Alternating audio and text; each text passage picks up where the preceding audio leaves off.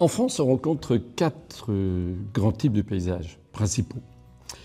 Le plus important en surface, c'est l'open field. Alors, c'est une forme d'organisation des paysages agricoles où chacun avait le droit de rouler avec ses instruments de travail du sol et ses chevaux sur les champs des autres.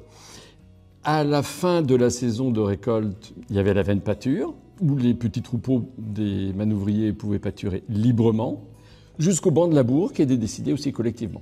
Donc c'est une forme de paysage agricole où il n'y a absolument aucune haie, où chacun peut aller passer sur les parcelles des autres, et où on a en fait une énorme organisation collective. La deuxième type de paysage agricole en France, c'est le bocage. Alors, un peu moins étendu en surface, mais par contre plus connu parce que très visible avec ses réseaux de haies. Donc le bocage est plutôt un paysage, j'allais dire, d'agriculture individuelle, où chacun est derrière son réseau de haies et organise son réseau de haies pour ses biens et services, c'est-à-dire clôture essentiellement, et aussi fourniture de bois. Le troisième type de paysage, alors là, il faut monter un peu plus dans les montagnes, dans les paysages escarpés, ce sont les paysages de terrasse. Donc très célèbres dans la région méditerranéenne, mais qui existent jusque dans le Jura, dans les Vosges.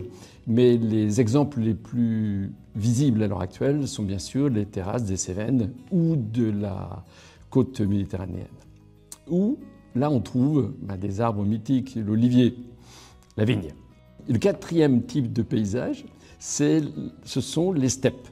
Alors les steppes, c'est ces petits endroits à prairies où paissent les animaux, très souvent des ovins. Donc l'exemple le plus célèbre, c'est la Crau, mais on a plein d'autres steppes.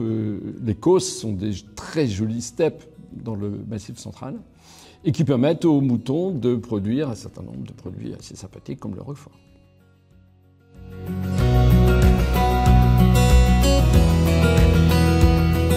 Les terroirs, c'est un petit triptyque, c'est-à-dire que ça organise le milieu que les humains mobilisent, leurs pratiques et les produits de ce terroir. Dans ce terroir, il y a deux directions possibles.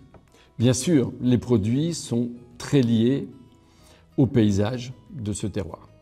Quand on regarde, allez, je vais prendre le fromage de comté, les plateaux du Jura, la dalle calcaire, il n'y a pas beaucoup d'eau, il y a pas mal de cailloux, il n'y a que des prairies permanentes, parce que le fromage de comté a décidé, dans son appellation d'origine contrôlée, de son produit de terroir, de dire « nous, on fera que du fromage à l'herbe ».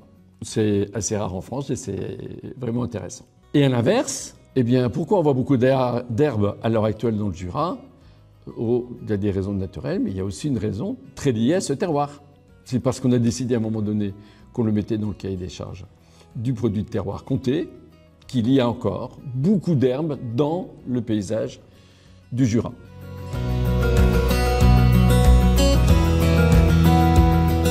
Alors les piliers des paysages agricoles sont essentiellement au nombre de 4.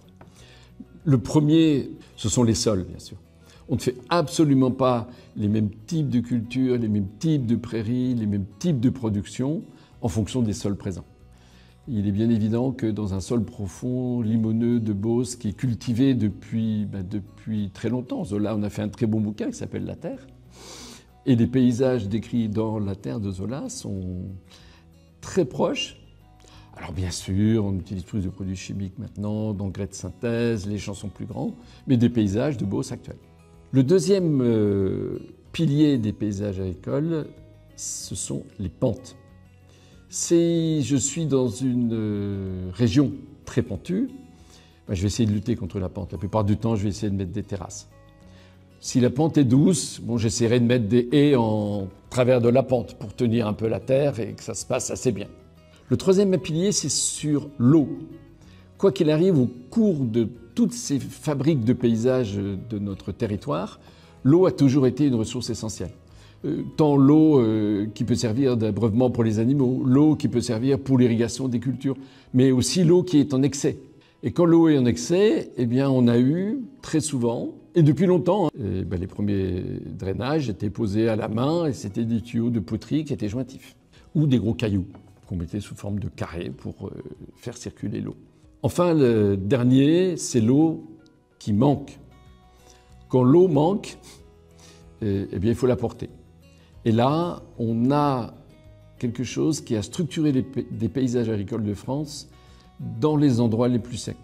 Les réseaux d'irrigation existent dans les montagnes du sud de la France, mais existaient aussi dans la montagne vosgienne.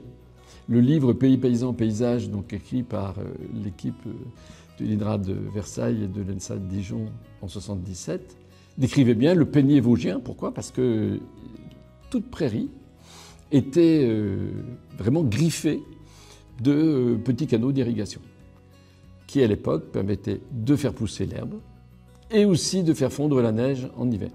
Bon, le changement climatique a un peu changé la donne.